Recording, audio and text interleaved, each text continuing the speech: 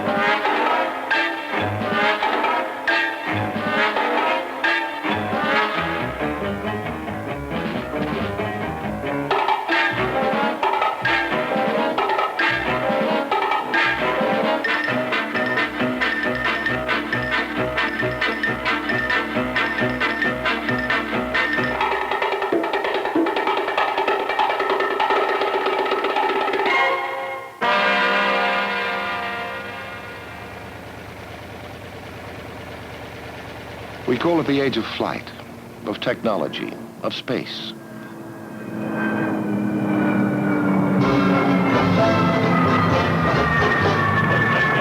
Men in their flying machines, they go up to the up, they go down to the down. Indomitable spirits were these early birds, truly magnificent men. Down to the up, down, flying around, looking the loop and defying the ground.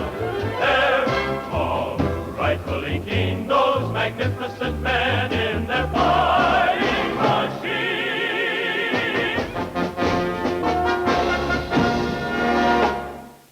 Hap Arnold, the only Air Force five-star general, 1945. There will no longer be any spot on Earth, and certainly not in America, that is safe from attack by air. For our protection, we must have an Air Force second to none. For this, we need a great aviation industry, a great air transport system, and a great body of trained personnel. But we'll need more than planes and pilots and mechanics. We'll need scientists and mathematicians, and we'll need the full inventive genius of the American people. With these, we can protect the future, ourselves and our allies, with the weapons of the future. Well, you know, it's when I was a little kid, about 10, and the old man was stationed at Patterson Field, and there was a hangar that was a distance from the flight line all by itself. And I sneaked in that hangar one day, and by golly, it was loaded with World War I airplanes, just like this. Colonel Bruce Arnold. Hap Arnold's son remembers him, the man who perceived and helped to shape the future that became today. What, in your opinion, was your dad's greatest contribution to American air power? I think probably, well, I don't know, I think probably vision. In a mere 40 years, from the first powered flight to the first jet. Another museum piece now. As the 1940s closed, Americans facing a whole new age born of the last 40 years looked back with longing on the past.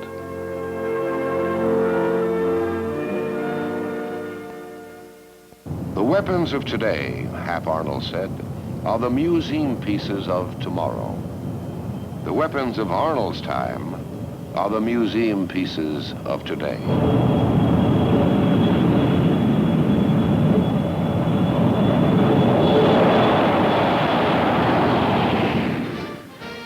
Washington, D.C., July 26, 1947. A separate Air Force, created by act of Congress. The war was over, and the nation smiled again. All that had gone before led to something new. They called it the Fabulous 40s.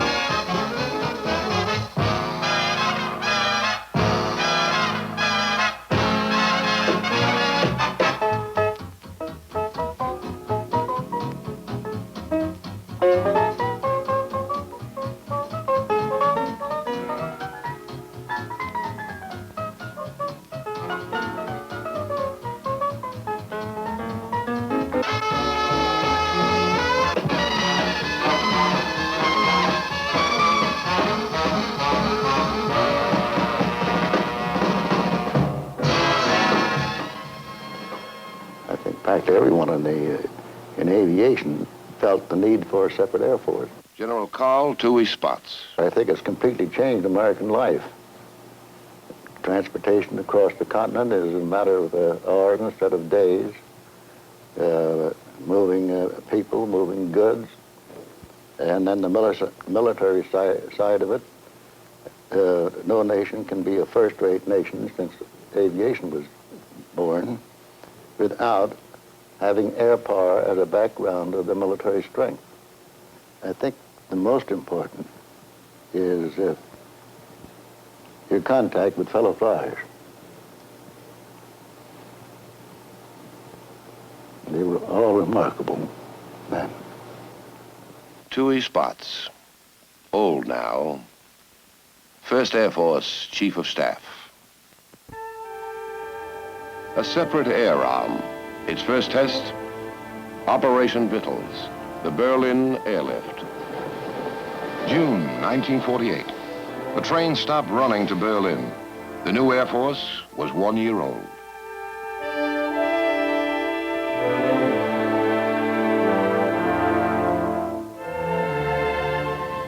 Our biggest problem was getting enough men, maintenance men, to do the job.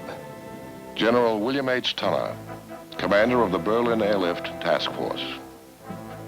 Because everyone was on 12 hours a day, and that was 7 days a week. This included not only the crews, but more the men. And many men were on much longer than 12 hours a day. I flew the Berlin airlift, and it was undoubtedly one of the great demonstrations of the use of air power for peace. The men who flew it were indeed a gallant band of men. The people who conceived it certainly had great imaginations. And sometimes those who flew it thought their imaginations were too good. Flying into Tempelhof in the middle of a winter, of a foggy, smoggy day, coming right over those buildings and dropping into Tempelhof with maximum plus load of coal, for instance, was a rather hair-raising experience. On one day alone, April 16, 1949, 1,398 flights delivered 12,940 tons of supplies to Berlin. In today's Air Force, 17 C-5s could have replaced the entire fleet of aircraft used in the Berlin airlift. In the 15 months before Operation Vittles ended in September 1949, 275,000 flights brought more than 2 million tons of food, coal, clothing, and medical supplies into Berlin. It was inspiring because it was a use of air power to augment diplomacy in a peaceful way. You weren't killing anybody, you were saving lives and saving them for democracy. Thinking back, I've often felt that we would never have gotten away with it if those 36 B-29s hadn't been sitting on the ground with their nuclear capability. And I believe this was the first time that the newly created Air Force responded to a potential act of war. Those B-29s represented a new Air Force philosophy: deterrence, preventing war by being prepared to fight. A philosophy put into action by the creation of the Strategic Air Command, General Curtis E. LeMay.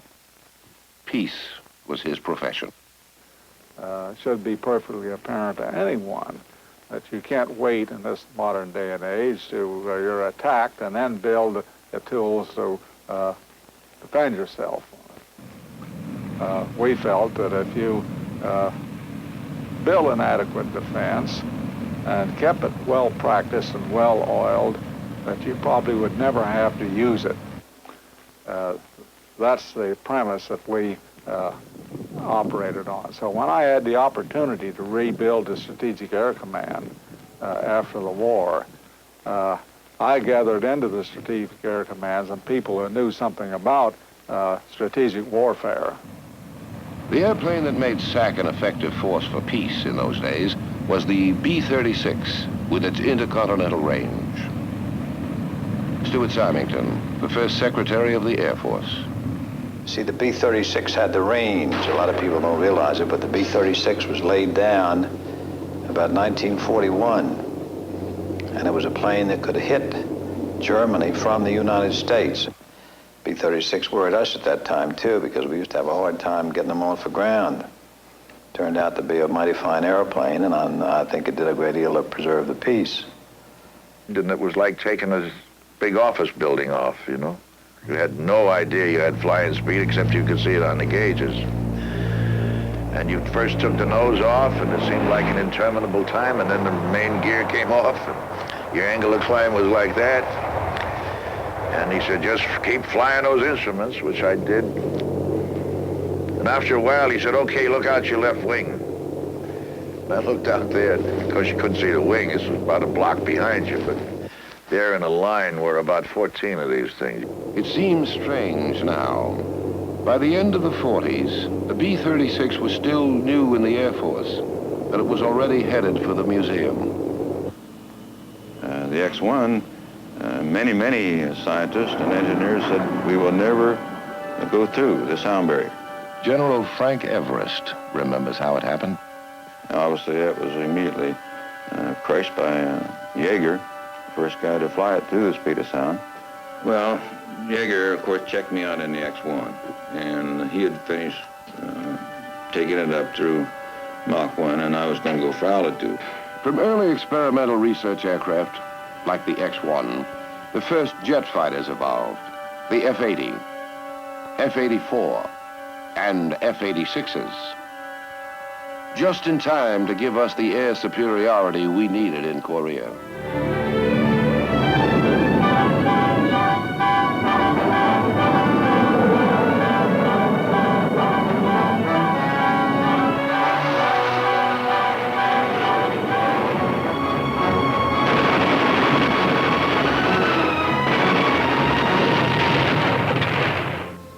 X-2 was a larger program which advanced the speed regions up to Mach 3 and altitudes up above 100,000 feet. The X-3 was a very thin wing jet, and it later on played a very important role in the F-104 and following airplanes. The X-3, X-4, and X-5 gave the Air Force operational effectiveness with new specialized weapon systems. The Century Series, F-100, F-101, F-104, F-105, the versatile F-4, and the F-111. The F-15, the oncoming aircraft of the future. The XF-92 had been a wind tunnel model, which is the forerunner of our F-102 and F-106 airplanes. People keep saying that it will not fly, and it made certain people a little bit upset that they put an engine in it, and we flew it many times to prove that the theory of the Dell airplane is it was a good one. But I think most of the test pilots and even the astronauts today probably approach testing or their space flights with an adventuresome spirit. Maybe you can liken it to Christopher Columbus or any explorer or any hunter that's going out to look for dangerous game. A new age, the 50s. It began in a conventional way with the development of new weapon systems. The KC-97 tanker was replaced by the jet KC-135. The 50s. A scant 20 years before, in 1929, 5 Air Corps pioneers, including Aker and Spotts, sat in a Fokker C-2 over Los Angeles Airport for over 150 hours, 40 minutes and 14 seconds, setting a world endurance record to prove that one plane could refuel another in midair. The 1950s. The first medium-range jet bomber, the B-47, was operational. The Russians had already set off their first nuclear blast. President Truman ordered the Air Force to aid South Korea, which had been invaded by communist North Korean forces. The DO Line was born to defend the North American continent against an air attack. The first rocket was launched from Cape Canaveral, later called Cape Kennedy. The Arnold Engineering Development Center was ready to test and evaluate supersonic aircraft and missiles. Monkeys and mice were launched into space and recovered for the first time. The United States exploded the first hydrogen bomb in the Marshall Islands. The prototype YB-52 made its first flight, and the intermediate range B-47 soon joined the B-36 in the museum. The B-52 still remains. Now, 20 years later, still a first-line aircraft. The B-52 and FB-111, along with sea-based missiles in the Navy's nuclear submarine fleet and SAC's long-range ICBMs, are major elements in the triad of weapons making up our strategic defense force. The B-52 played another role. It was used as a launching pad for the X-15. It shot into space. Space beckoned man. A new age was about to be born. I think most knowing people accept the philosophy of the triad. In other words, the necessity for having our ICBMs, having a sea-based deterrent force, and our bombers. Now, every wargaming exercise I've ever seen comes out with the answer that this is our best deterrent posture. General Bernie Schriever, Air Force retired, missile builder, former commander, Air Research and Development Command. There was no question that the ICBM would be coming along once you had the V-2. As a matter of fact, the Germans had on the drawing boards an intercontinental ballistic missile. I can recall a speech I made in San Diego, California early in 1957, in which I stated that we had the wherewithal to go into space in a real way. It was strange that I received a wire the next day from the Pentagon which said, don't use the word space in any of your speeches in the future. Well, you can imagine what happened after Sputnik.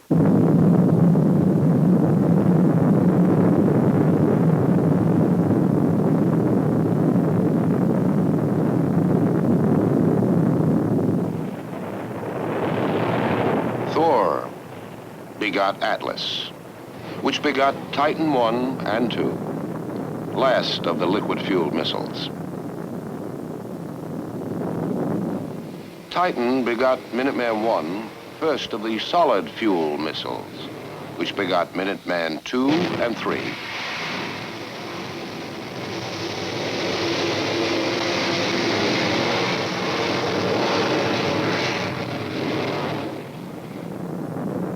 Then Minuteman and Titan technologies merged in Titan III. Liquid and solid-fueled rockets together. 1 million pounds of immediate thrust, the most powerful Air Force space booster.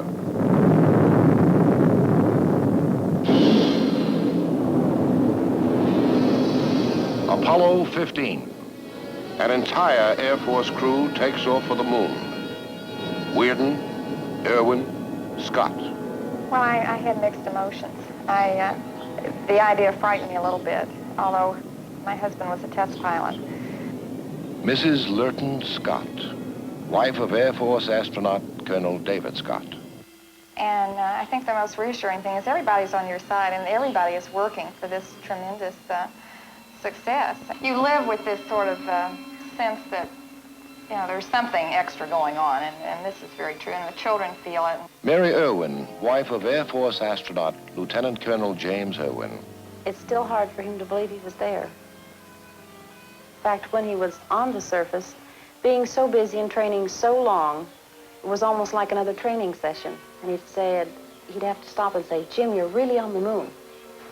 He says now, when he looks at the moon, it's no longer an object that's beautiful, but he thinks personally about what the sun must look like over the Hadley Apennine Mountains, and it's almost a homesickness, and you can hear it in his voice, you know, he'll say, oh, I bet it's beautiful right now, and People.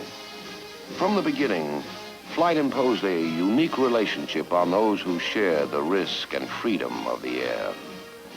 The small fraternity of men with whom flight began has grown to meet the ever-increasing demands of military flight.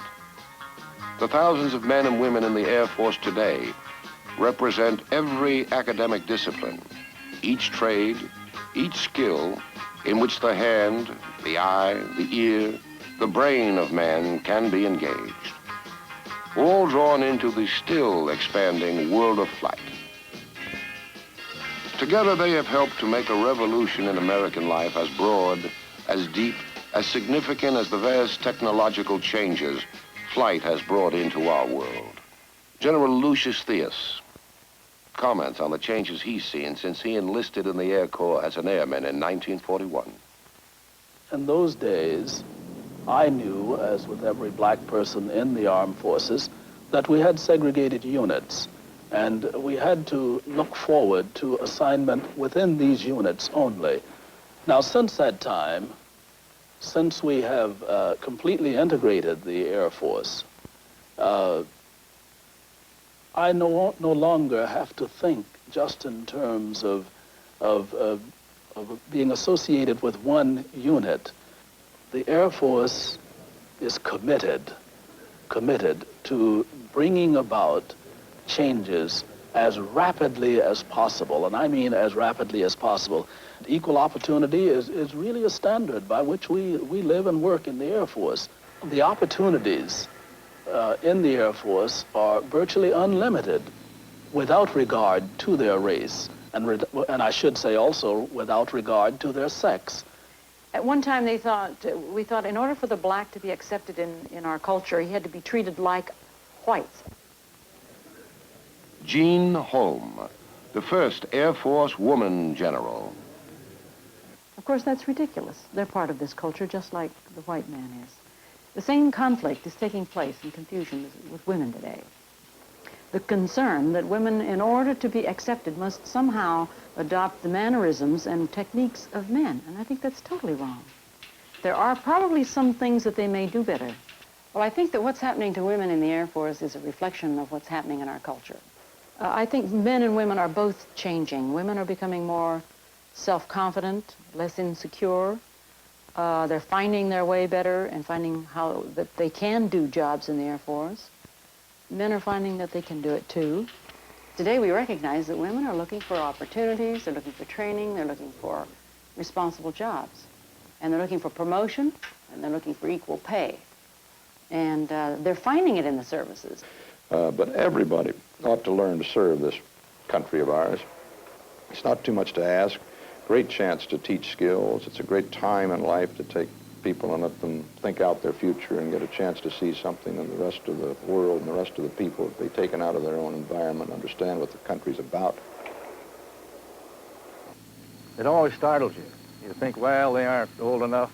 General Nathan Twining, Air Force Chief of Staff, retired.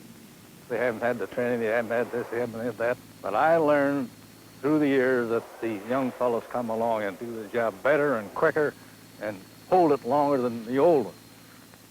General Aker remembers. A couple of weeks ago, I was out at Vandenberg Air Force Base, saw a missile 2 launch, and I had an opportunity to see a number of the crew, and I was very surprised and pleased to see what high morale they had. And I'm sure it flowed from their recognition of the importance of their mission.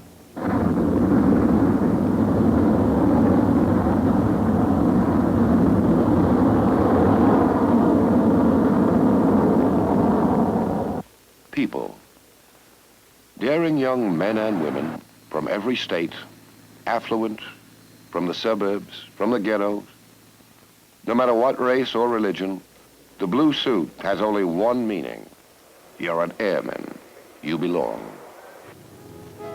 Air Force men and women all over the world have recognized the importance of mercy missions, helping to feed the hungry, to care for the ill and injured, to clothe and house the homeless, and never failing to fulfill their primary mission. In one mobile strike exercise after another, we proved to all the Air Force's capability to rapidly move and support our troops throughout the world.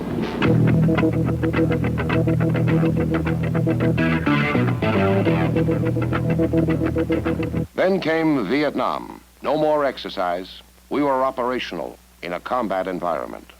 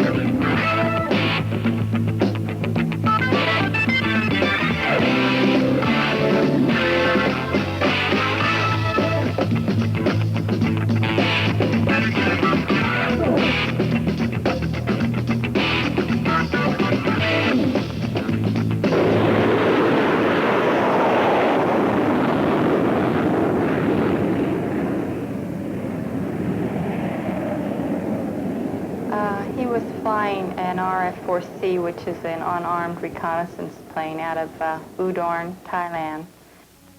Eldora Ford, wife of Captain David Ford, a prisoner in North Vietnam since November 1967. And I first learned of it the typical way 2 Air Force men come out to the house. It was on a Sunday. We just got home from church. And I looked out the window and saw them coming, and I knew then that he was either dead or missing. He was shot down on his 30th mission over Hanoi. November 1967 is when he was shot down. And then on December 23rd, 1969, a peace group came out of Hanoi and they had a letter from David.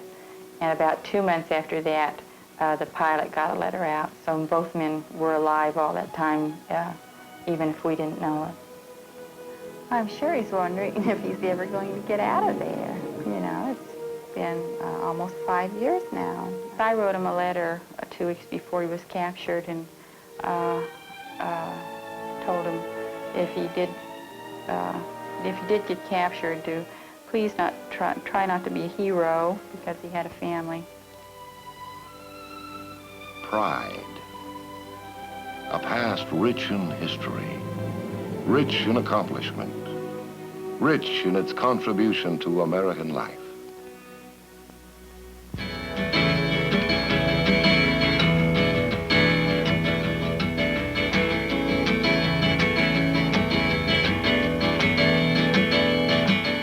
We're all playing in the same band. There's enough guitars for you and me. Throughout the 25 years of its history, innovation and advancing technology has achieved a new specialization, the major air commands, each with their own responsive role. MAC, Strategic Airlift. SAC, Strategic Deterrence. TAC, Tactical Air Power. ATC, Training. AFLC, Logistics. ADC, Defense.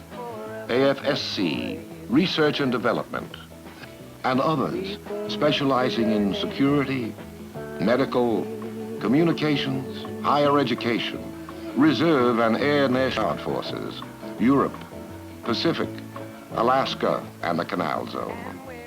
Each in its own collective role has evolved out of this past 25 years and has kept the nuclear peace, preventing an all-out war with an effective deterrent.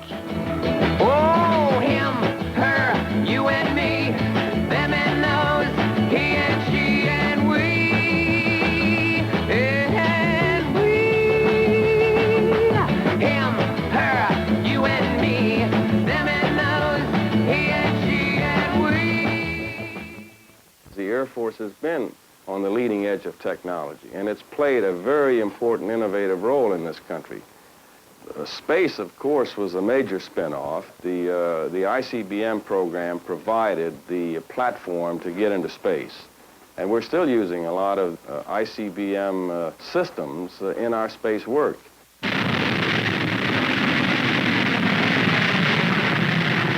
The future of aeronautics is as promising and important as the future in space.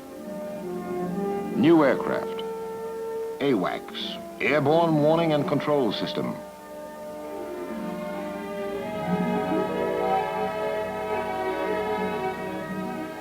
F-15, Air Superiority Fighter. AX, it will offer close air support to our frontline combat troops. The B-1 bomber, it offers advanced technology, greater payload, and greater speed than the larger B-52.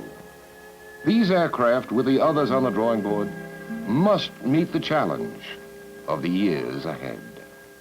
The B-1 is capable of such performance that the B-52, no matter how you modify it, could not do. A. Number two, its radar image is very small, about the same as a missile. It would be very difficult for an enemy to detect by his radar which was which. The B-52, on the other hand, presents an enormous radar target.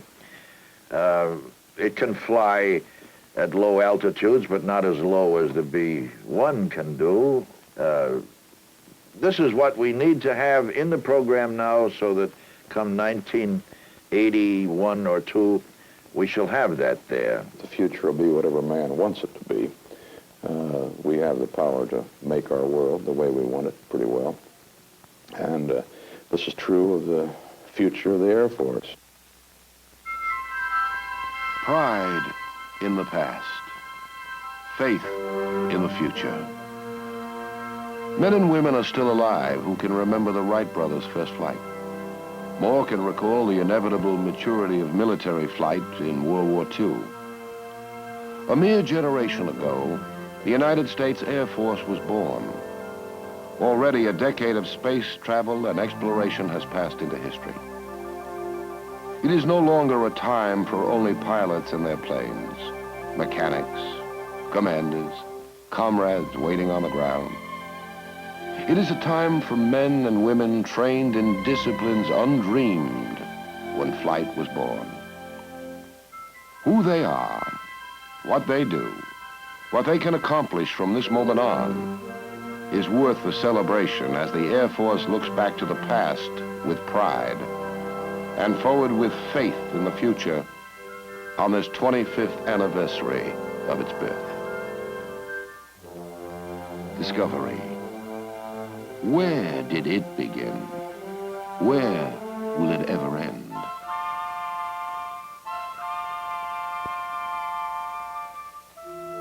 Life isn't measured in moments of breath, but in...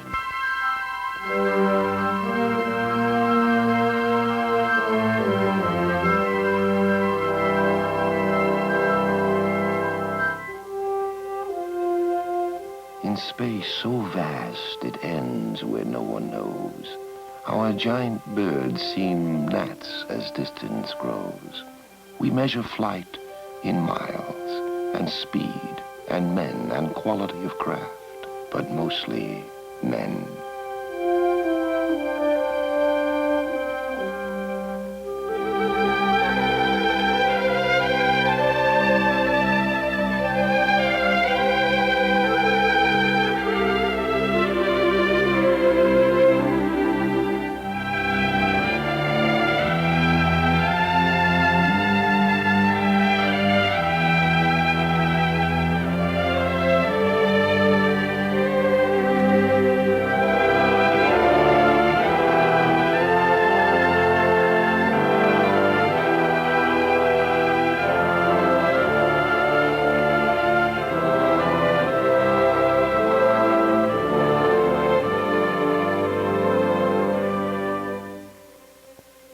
There was a time, and there will be a time, for there are young men and women serving now whose giant shadows will one day reach out to touch all of mankind. There will be a time, and it will be theirs, to take another giant step.